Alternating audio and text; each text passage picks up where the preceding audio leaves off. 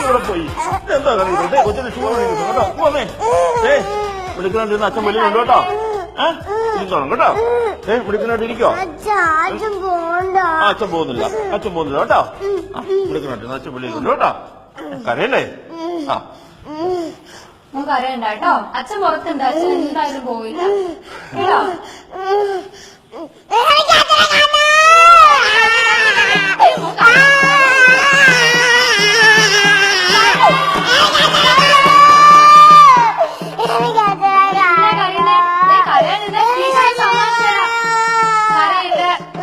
കരയായിരുന്ന teacher സമ്മാനം തരാം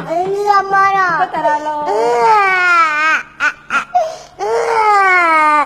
കഴിച്ചോ കേട്ടോ